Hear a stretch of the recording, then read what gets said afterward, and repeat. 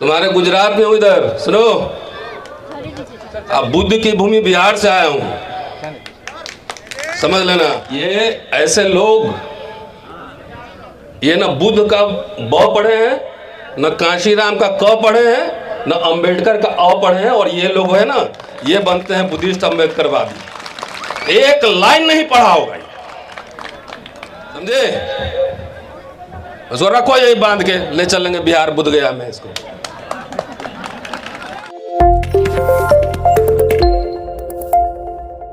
मैं गारंटी देता हूं, क्योंकि राजनीति में ये सब भक्त पैदा किया है, भक्त।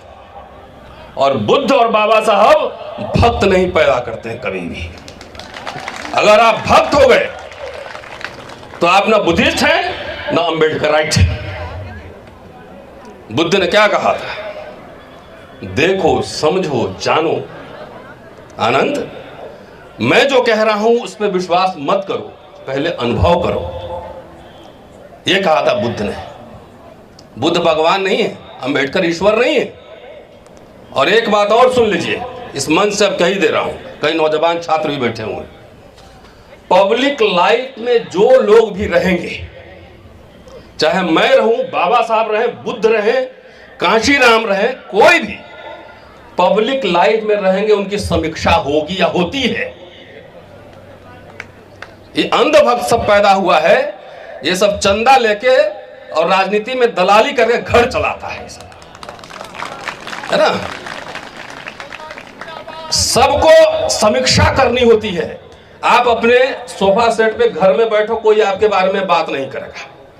बाबा साहब का नाम लेकर अगर उल्टा काम करोगे तो आपकी आलोचना होगी। बाबा साहब ने क्या कहा था? अब आइए उसी पे आता हूं, मुझे बोलना कुछ और था। बाबा साहब ने कहां कहा था कि हम अल्पसंख्यक नहीं बहुसंख्यक हैं? उनकी पूरी जिंदगी इस बात में साबित करने में लग गई कि हम अल्पसंख्यक हैं। जाके साउथ बोरो कमेटी से लेकर साइमन कमीशन, कैबिनेट मिशन, तमाम स्टेट एंड माइनॉरिटी संविधान के प्रोसीडिंग जाके पढ़ो। उन्होंने कहा था कि हम अल्पसंख्यक हैं, माइनॉरिटी हैं। We are minority in national life, इसलिए हमें सुरक्षा का उपाय दीजिए। तब आरक्षण आपको मिला था। बाबा साहब के विचारधारा को किसने उल्टा किया कि हम बहुसंख्यक हैं, देश का हुक्मरान बन जाए? 4 MP जिताने का औकात नहीं, हुक्मरान बनने चले हो। बाबा साहब याचक थे, अपने समाज के लिए मांगते थे।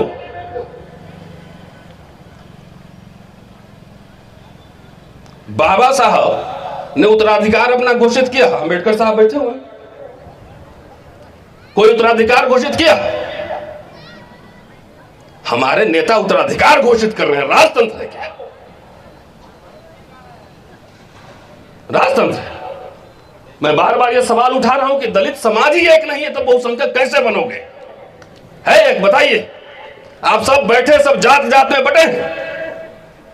ये बाबा साहब के जीवन में लड़ाई चल रही थी। महार, मांग, चमार, उन्होंने पहले महारों की सभा बुलाई थी ये ओला में। जब धर्म परिवर्तन की घोषणा की, उनसे पूछा गया कि महारों की सभा क्यों? तो बोले इसलिए कि इसमें हमारा कोई डिमांड नहीं है, कोई सरकार से मांगने नहीं जा रहे, ये हम धर्म परिवर्तन करने जा रहे हैं। जाके अपनी अपनी जाति में सभा करो, जहां जहां बुलाओगे हम जाएंगे। तो बाबा साहब बाद में सब जातियों के सभा में गए। बाबा साहब की माने, बाबा साहब जय भीम दिन भर रटते रहो। बाबा साहब ने जिंदगी में संघर्ष किए, समझौते किए अपने समाज के लिए। कौन है, कौन पढ़ा है यहां पे नेता? जाके 1951 का घोषणा पत्र देखो, शेड्यूल कास्ट फेडरेशन का। वो कह रहे हैं, पॉइंट नंबर 54 है शायद, पढ़िए। चले हैं नेतागिरी छाटने यहां पे। सीधा और सीधा लिखा है कि आरएसएस और हिंदू महासभा जैसे दलों से हमारा कोई समझौता नहीं होगा। तो फिर दलित लोग हिंदू राष्ट्र की पालकी क्यों ढो रहा है? क्यों आरएसएस बीजेपी से समझौता करके सरकार बनाया? ये पढ़े नहीं थे बाबा साहब। बाबा साहब कह रहे थे उनका मिशन स्टेटमेंट क्या है, ये बता दे कोई। मिशन स्टेटमेंट है जातियों का विनाश, हम जाति का खात्मा करेंगे। आप क्या किए? आपने कहा मैं जातियों को मजबूत करूंगा। तो बाबा साहब को सर के बल उल्टा कौन किया, उसे सवाल नहीं पूछेंगे? इतना लड़ भीड़ के बाबा साहब ने 15% 7.5% आरक्षण दिया, और उसी आरक्षण से एक बड़ा मिडिल क्लास तैयार हुआ साहब। नौकरी से ही हुआ ना। कौन दलित का बैंक था, कौन इंडस्ट्रीज था, और जमींदार राजे रजवाड़े थे, बताओ मुझे। चले हुक्मरान बनने हैं।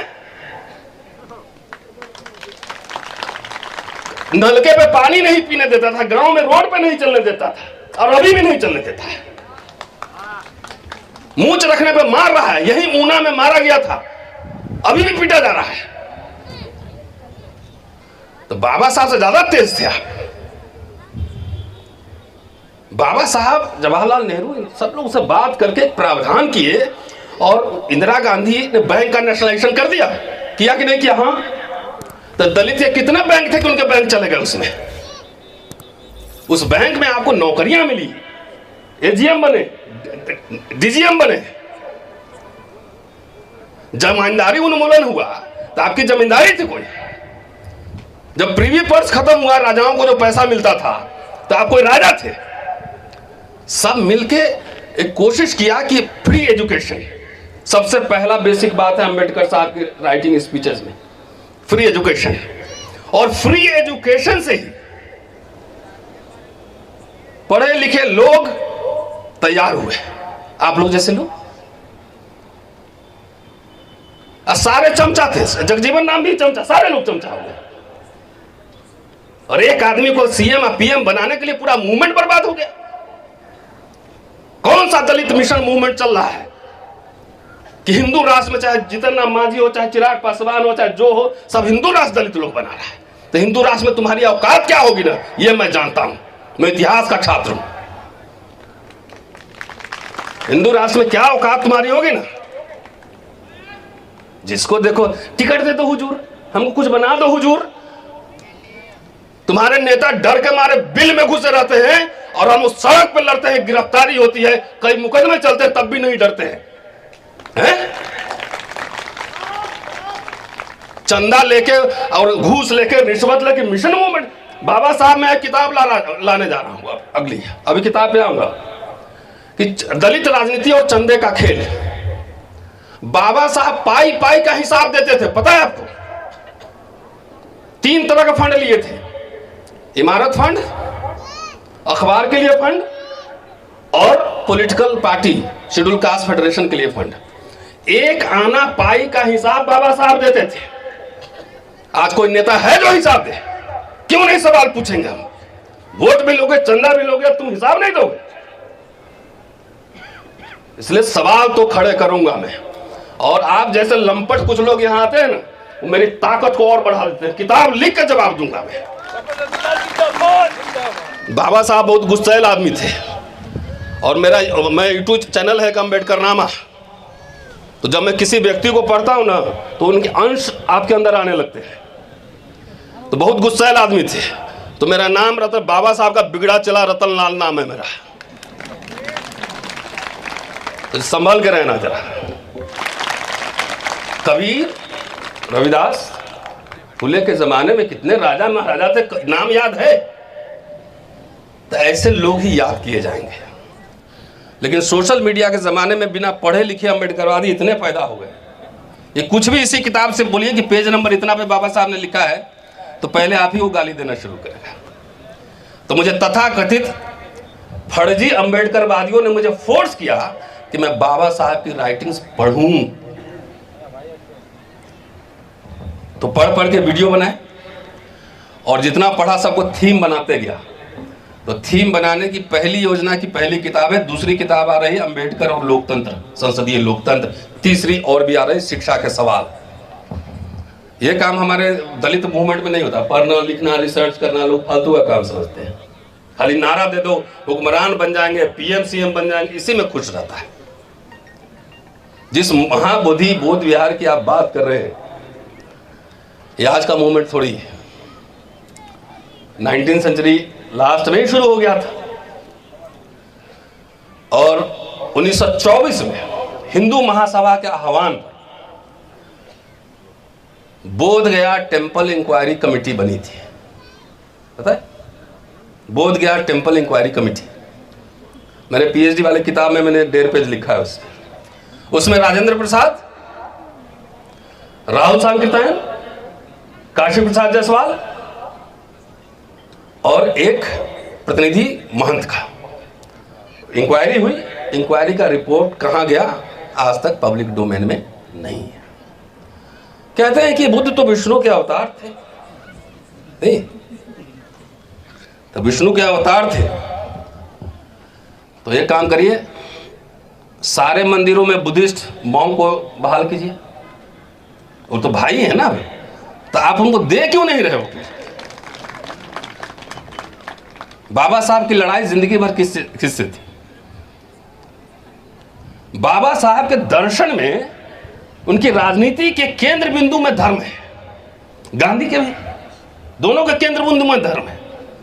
गांधी के केंद्र बिंदु में हिंदू धर्म है और बाबा साहब के केंद्र बिंदु में बौद्ध धर्म है। वो कह रहे हैं कि जो स्वतंत्रता बंधुता का आइडिया जो मैंने लिया है वो फ्रेंच रेवोल्यूशन से नहीं लिया है। मेरा दर्शन राजनीति से नहीं आ रहा है, मेरा दर्शन आ रहा है धर्म से, बुद्धा से। कभी मौका मिले पढ़िएगा, इसमें लंबा इंट्रोडक्शन है। और धर्मांतरण तो घोषणा 35 में कर रहे हैं और जाके कर रहे हो 56 में धर्मांतरण। लेकिन ये प्रोसेस, ये प्रक्रिया 1920 में शुरू हो गई थी। जब मनगांव मीटिंग में साहू जी महाराज के साथ थे तो सब लोगों ने हल्ला उड़ा दिया कि इसी धर्मांतरित लोगों की मीटिंग है। तो उसमें ऑडियो वहां से मिला मुझे, पहली सभा से ही ये पूरा हलचल था। बार्शी में 1924 में वहां पहली बार वो घोषणा करते हैं कि अछूतों को दूसरा धर्म अपना लेना चाहिए। उस समय इस्लाम धर्म कबूल करने के लिए कह रहे हैं, 1924 में। उनकी लड़ाई किससे थी? आपके हक हकूक अभी संविधान पर चर्चा हुई, मारे जा रहे हैं। भाई कह रहे हैं कि बाबा साहब ने दिया था, तो हाँ सही में दिया था। बाबा साहब ने वही 25 नवंबर 1949 के भाषण में क्या कहा था? किसी लोकशाही से तानाशाही का मार्ग आ सकता है।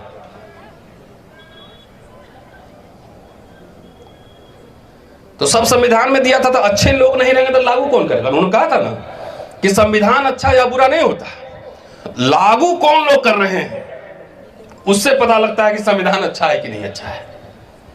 अगर बुरे लोग हुए और संविधान अच्छा हुआ तो भी संविधान खराब ही निकलेगा। अगर बुरा संविधान है, आदमी अच्छा है, तो संविधान अच्छा होगा। तो रिजर्व संविधान तो पहले भी था, तो उस समय कुछ मिल रहा था, नौकरी मिल रही थी, शिक्षा मिल रही था, फेलोशिप मिल रहा था, नहीं मिल रहा था। आज तो संविधान है, आज क्या हो रहा है? मिल रहा है कुछ कि छिन रहा है?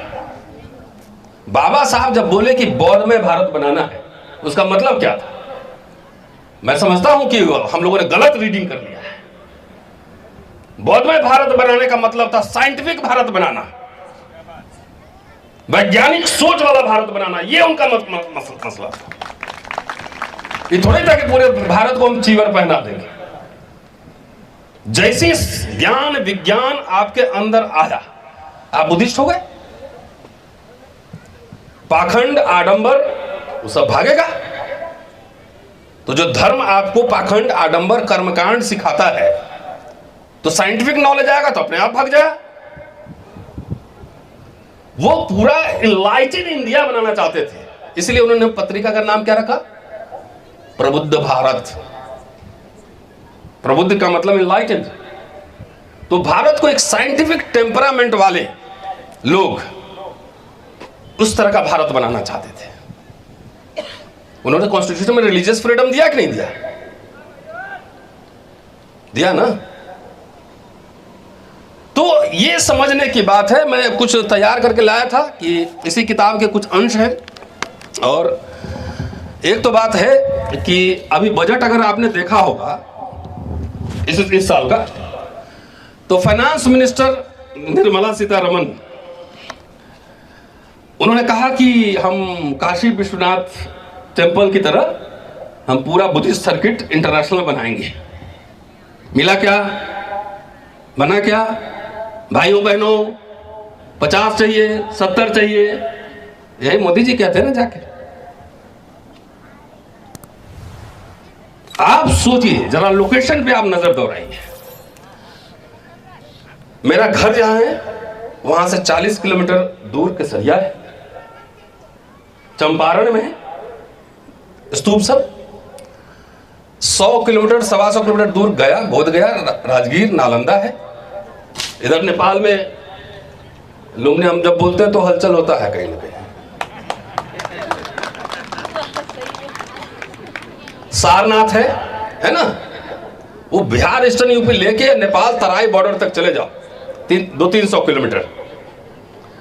इसको अगर डेवलप कर दिया जाए, दुनिया का सबसे बड़ा जो है ना सेंटर बनेगा, सर्किट बनेगा, दुनिया का सबसे बड़ा। सरकार में इच्छा शक्ति है, वो जानबूझ के नहीं करता है। अभी मंदिर बनाने के लिए अभी प्रपोजल तो तुरंत पास हो जाएगा, होगा ना। बुद्ध को विष्णु का अवतार भी मान रहे हैं, तो बुद्ध के नाक किसने तोड़े? मूर्तियां कौन तोड़ा? अभी एक नेताजी थे, अभी एक इंटरव्यू बोल रहे थे, बाबा साहब को कोट कर रहे थे कि बाबा साहब ने लिखा है डिक्लाइन ऑफ बुद्धिज्म में, हमने वॉल्यूम ऐड कर दिया था पेज नंबर, किस पेज नंबर को नेताजी नहीं याद था किस पेज नंबर पर है, कि इस्लाम आक्रांताओं के कारण बौद्ध धर्म का विनाश हुआ। ये बाबा साहब, हमने बात ये आधा सच है, आधा। बाबा साहब ने लिखा है पूरा अफगानिस्तान जो है ना बुद्धिस्ट था, जाहिर था, नहीं तो बामियान का आपने देखा मूर्ति वहां पे, जिसको बाद में सब बम से उड़ा दिया। ये बात सही है कि मुस्लिम आक्रांता का अटैक हुआ, उसका सेनापति बोला कि आप लोग इस्लाम कबूल करो, मॉन्क ने नहीं किया, तो बाद में पता लगा उनके सिपाही उनको काट दिए थे। सेनापति अफसोस जाहिर किया कि मेरी बातों को गलत तरीके से लिया गया। तो इस्लाम तो 7वीं 8वीं शताब्दी में आया इधर, 7वीं 8वीं शताब्दी में आया ना, तो उसके पहले क्या हो रहा था ये बताओ? उसके पहले बुद्धिज्म फल फूल रहा था कि मूर्तियां तोड़े जा रहे थे, मठ पे कब्जा किया जा रहा था। काशी प्रसाद जायसवाल राष्ट्रवादी इतिहासकार है, उन्होंने लिखा है 1910 में कि रामेश्वरम धाम, जिसको शैतान बोलकर चपत लगवाता है, आप में से कोई गए होंगे तो जरा याद कीजिएगा, वो शैतान नहीं है, वो तथागत है, बुद्ध है। अब बुद्ध को चपत लगवाता है वहां। जगन्नाथ पुरी कौन है? सारे बुद्धिस्ट टेंपल हैं। तो मस्जिद के अंदर खुदाई कर रहे हो तो थोड़ा और डीप खुदाई करना नीचे तक, वहां बुद्ध विहार मिलेगा। सो हर जगह, एवरीवेयर। भाई मैं तो अभी यहाँ क्या छत्तीसगढ़ में क्या जगह, सिरपुर में 2 बार जाके आ लिया। कई जगह जानबूझ के मिट्टी डाल के मूर्ति ढका हुआ है, कई जगह मुंह तोड़ा हुआ है, बुद्ध टेढ़ा गिरे हुए हैं। किसने तोड़ा सर? साउथ इंडिया में रामेश्वरम में तो इस्लाम नहीं पहुंचा था, वहां का मठ किसने कब्जा किया? बुद्ध को शैतान किसने बनाया? ये सवाल पूछोगे तो वैचारिक युद्ध होगा। और विचारों का युद्ध जो है ना, नंबर से नहीं होता है, वो विचारों से होता है। और इसके लिए चिंतन मनन पढ़ना लिखना बहुत जरूरी है, जो कि हमारे समाज में शोध रिसर्च इस पे कम ध्यान है। मैं चलते चलते थोड़ी कुछ और बातें कह देता हूं। और जो मैंने पहले बात कही, प्रबुद्ध भारत, प्रबुद्ध भारत, वो उसका पूरा संबंध ही, रिश्ता ही शिक्षा से है। जो लोग अंबेडकर के नाम पे दुकान चला रहे हैं, राजनीति कर रहे हैं, पहले बाबा साहब को जाकर पढ़ो, तब पीएम सीएम बनना। मुझे ना हम जो है वो काफी है। साउथ बोरो कमेटी 1919 से लेकर अंतिम क्षण तक जाकर देखिए, सारे मेमोरेंडम में शिक्षा मिलेगा कि फ्री एजुकेशन, फ्री एजुकेशन। आप 1942 में शेड्यूल कास्ट फेडरेशन की स्थापना होती है, 20 जुलाई 1942, और 20 जुलाई 1942 को ही वो वायसराय को एक मेमोरेंडम देते हैं, अनुसूचित जाति की शिकायतें, ठीक है साहब। और उसमें जो है 4 तरह की शिकायतें हैं कि पहला है राजनीतिक शिकायतें, दूसरे नंबर पर शैक्षणिक शिकायतें, तीसरे पे अन्य शिकायतें, और चौथा जो विपन्न लोग हैं, गरीब लोग हैं, उनके प्रति सरकार का कर्तव्य है। जो आंकड़ा दे रहे हैं बड़ा दिलचस्प है और ये पढ़ा जाना चाहिए। करीब 1050 आईसीएस में से 1069 है, आईसीएस में से कह रहे हैं कि सिर्फ एक शेड्यूल कास्ट है। कितना है? सिर्फ एक। तो कह रहे हैं कि विधिमंडल में, असेंबली में हमारा रिप्रेजेंटेशन होना चाहिए, मंत्रिमंडल में हमारा रिप्रेजेंटेशन होना चाहिए। एक मंत्रिमंडल में था और एक विधिमंडल में। और नौकरी आईसीएस कितने थे? 1942 आंकड़ा दे रहा हूं मैं। एक। बाबा साहब की शिक्षा पे बल था, 4 भी नौकरी महारों को मिल जाती थी ना, खुशी हो जाती कि हमारे 4 लोग आज पुलिस बने। तो उन्होंने कहा कि नौकरी का सवाल जो है हमारे लिए जीवन मरण का सवाल है। ये बाबा साहब बोल रहे हैं कि उससे मिडिल क्लास एक नौकरी मिलेगी तो 30 वर्ष नौकरी करोगे, बच्चे पढ़ाओगे, घर बनाओगे, मां बाप को देखोगे, अस्पताल में इलाज करवाओगे। बाबा साहब का पूरे केंद्र में था हमें गवर्निंग कम्युनिटी बनाना है। अंग्रेजी नहीं आती तो डिक्शनरी उठा के पढ़ो। गवर्निंग कम्युनिटी का क्या मतलब होता है? वकील, पत्रकार, इंटेलेक्चुअल्स, बिजनेसमैन, ये मिडिल क्लास। पूरे दुनिया का इतिहास है कि जिस समाज का अपना बुर्जुआजी यानी कि मिडिल क्लास नहीं होता, वो समाज कभी कुछ नहीं बन सकता है। तो बाबा साहब कह रहे थे हमको मिडिल क्लास बनाना है पहले, है? और ये कह रहे नहीं हुक्मरान बन जाएंगे, और उसी मिडिल क्लास को गाली दे रहे हो, उसी से चंदा ले रहे हो। सारे चमचे थे। तो बाबा साहब को सर के बल किसने उल्टा किया? बाबा साहब ने कहा कि चमचे हो। वो तो सेलिब्रेट करते थे कि हमारे लोग सिपाही में जब लगा। कितना मेंबर ऑफ पार्लियामेंट है?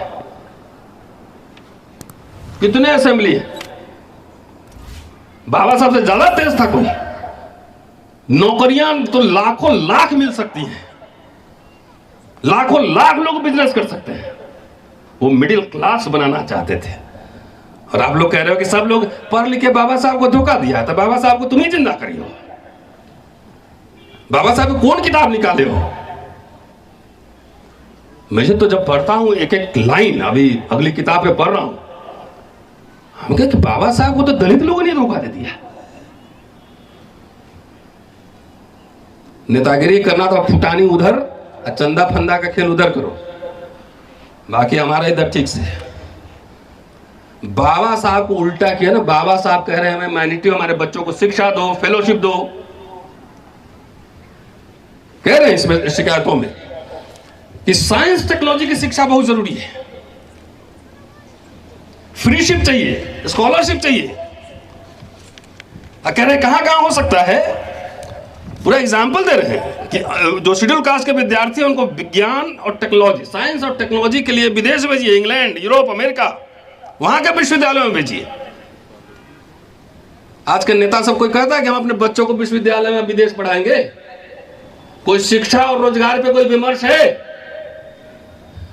जब सरकार बना लेंगे तो सब रातों रात ठीक कर लेंगे, ना राधा का 9 मन तेल होगा, ना राधा नाचेंगी। कैसे बनाओगे सरकार? कैलकुलेट करके बताओ मुझे। 272 मेंबर ऑफ पार्लियामेंट चाहिए, 2 नेशनल पार्टी है, बीजेपी और कांग्रेस, इन दोनों की औकात नहीं कि अकेले चुनाव लड़ ले, है? तो डफली बजा रहे हो, सरकार बनाओगे। बाबा साहब कह रहे हैं कि बाबा साहब कब बोले कि हम सरकार बनाएंगे? बाबा साहब तो सरकार के साथ वो समझौता करते थे, बार्गेन करते थे कि हमारे समाज के लिए अधिकार सुनिश्चित करो। जो सोशल बाइकआउट होता है उसमें बोल रहे हैं, पूरा मेमोरेंडम लिख रहे हैं। आजकल इतना हिंसा बढ़ा है दलितों पर, नेता ट्वीट खेलता है आजकल ना, ट्वीट फेसबुक पे लिख दिया, ट्विटर पे लिख दिया तो हो गया। सड़क पे कौन लड़ेगा? बाबा साहब आंदोलन नहीं करते थे? 20-20 हजार किसानों की रैली बॉम्बे में निकाले।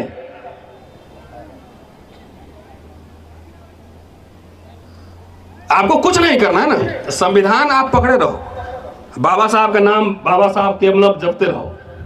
धीरे धीरे अंदर से जो ना संविधान के सारे प्रावधान खत्म कर देगा, ठन ठन गोपाल मिल जाएगा। तो ऐसे कुछ लंपट आएंगे, देसी दारू पी के इसी तरह हंगामा करेंगे। भाई मेरे दादा दादी मजदूर थे, फ्री एजुकेशन ने मेरे पिताजी को पढ़ाया, पिताजी क्लर्क बने छोटा सा, उसी सेक्शन में मुझे बनाया। मेरे 5-7 भाई बहन है, सब टॉप पोजीशन पे। हम ये लड़ाई लड़ रहे हैं कि एक मजदूर का बच्चा भी IIT IIM में पढ़े। आपने यूपीएससी का नीट का देखा है अभी क्वेश्चन पेपर? हुक्मरान बनेंगे हैं? नीट का IAS का एग्जाम का पेपर देखा है? कितना कठिन कर दिया कि आपके बच्चे नहीं जा सकते उसमें।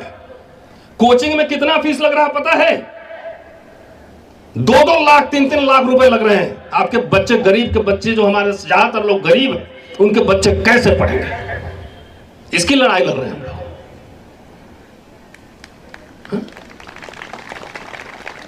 कितने फीस लग रहे हैं आपको नहीं पता है? MBBS करने में करोड़ों लग रहा है। हम पूछे कई जगह, हम बोले, गौतम साहब साथ थे कि 60 और 70 के दशक में जो लोग पढ़ा है बताओ जरा, हाथ उठाइए। तो इतना हाथ उठाए, तो कितना पैसा लगता था? कितना? 12 पैसा बोले थे। स्कॉलरशिप कितना मिलता था? साल में 144 रुपया, मतलब घर भी चल जाता था उससे। स्कॉलरशिप, फ्रीशिप जो मिल रहा था सब खत्म हो रहा है। अब भांग पी के, अफीम चाट के जो है हुक्मरान बनने चाहिए। भीड़ कभी शासक नहीं बनता है। सरकारें और सत्ता जो है ना, भीड़ से नहीं डरती है। सरकारें और सत्ता विचारधारा से डरती है, और विचारधारा आता है अध्ययन से, किताब से। विचारधारा अध्ययन से आता है। चलिए कभी और आऊंगा तो विस्तार से। मैं बुद्धिज्म पे बोला नहीं। और बौद्धों के लिए भी संदेश है। बाबा साहब 1954 में गए थे बर्मा, 3rd बुद्धिस्ट काउंसिल में गए थे ना, और जो मेमोरेंडम दिया था उसमें 2 पार्ट है, एक साउथ इंडिया में बुद्धिज्म और पहला पार्ट मेन पार्ट। उसमें क्या कह रहे हैं कि बुद्धिज्म के प्रचार के लिए क्या क्या होना चाहिए? तो सिंपल लैंग्वेज में किताब निकालना चाहिए, सिंपल कम्युनिकेशन, फुल टाइम प्रचारक, उसको सैलरी दिया जाना चाहिए, स्कूल कॉलेज खोलना चाहिए बौद्ध विहार के बगल में, वहां से रेवेन्यू आएगा। ये कह रहे हैं, मेमोरेंडम है, इस किताब में है कि बुद्ध को वीजा पासपोर्ट की जरूरत नहीं है, बुद्ध के यही घर है। उस पर हमारे बौद्ध लोग काम कर रहे हैं। इंट्रोस्पेक्शन मैं नहीं कर रहा हूं, बाबा साहब सवाल उठाए वही उठा रहा हूं। कोलंबो में जब गए 1950 में, तो वहां गए एक मठ में देखने कि भाई यहाँ ये मॉन्क कैसे काम करते हैं, बौद्ध भिक्षु। तो बड़ा इतना धैर्य रख के देखे, तो बोले कि आए उधर से, एक छोटा सा मचिया टाइप से स्टूल लगा हुआ था, आए बैठे, 2 मिनट बुदबुदाए और फिर अंदर चले गए। बोला अगर ऐसे मॉन्क लोग होंगे तो बौद्ध धर्म का कैसे प्रचार होगा? जो मठाधीश बने हैं यहाँ पे, इस किताब में ही है, इसलिए मैं पढ़ना चाहिए। बोध गया, चलिए मैं गया कई बार, वहां चल के मैं बोलूंगा कि चलिए 20 आदमी हम देते हैं और बहुत भिक्षु चलिए 20 आदमी घर घर जरा बुद्धिज्म का प्रचार किया जाए। 20 आदमी मोंक नहीं मिलेंगे। धम्म विचारधारा वो अपने आप घर में पहुंच के नहीं जाता है, उसको ले जाना पड़ता है। कितने लोग जा रहे हैं सुबह सुबह उठ के प्रचार करने? कितने लोग घर घर जा रहे हैं? ये सवाल करके छोड़ दे रहा हूं। ये सवाल मेरे नहीं है, ये सवाल डॉक्टर अंबेडकर के थे, इसलिए उन्होंने नवयाना बनाया। वो तो संगम शरणम बोलने से मना कर दिए थे इसी बौद्ध मठ में पंडिताऊ का होने के कारण। मतलब मैं नहीं जाऊंगा। हाँ, संघ के शरण में नहीं जाना चाहता। हाँ, तो ये सवाल उठाता हूं कि ये लड़ाई बाबा साहब ने क्या कहा है कि भारत का इतिहास कुछ नहीं है, ये ब्राह्मण धर्म और बौद्ध धर्म के बीच लड़ाई का इतिहास है, यही भारत का इतिहास है। ये बाबा साहब बोले। तो ये सवाल क्यों नहीं? अब पब्लिक डोमेन में है तो जो बुद्धिस्ट ऑर्गेनाइजेशन है, भारतीय बौद्ध महासभा बाबा साहब ने बनाया था, उसका रूल्स क्लॉज सब कुछ एवरीथिंग इज देयर। तो सवाल तो इसमें वैज्ञानिक सोच का मतलब क्या है? सवाल करना। यही तो बाबा साहब बनाना चाहते थे, प्रबुद्ध भारत। तो जब आपके यहां सवाल ही नहीं होगा, जब वाद विवाद ही नहीं होगा, तो काहे का बुद्धिज्म, काहे का धम्मा, काहे का बाबा साहब? बाबा साहब जिस जमाने में लिख रहे थे उस जमाने में अभी बहुत सारा चेंजेस आ गया। तो हो सकता है कुछ बाबा साहब को विचार पुराने हो गए, तो उससे आगे बढ़ना है। इकोनॉमिक्स बदला ना, सोशल साइंस बदला ना, सब कुछ बदला। तो ये सवाल करना ही, तर्क करना ही, यही अंबेडकरवाद है, यही बुद्धवाद है। अंधभक्त बनाना जो कौन सा वाद है आप जानते हैं। शुक्रिया, जय हिंद।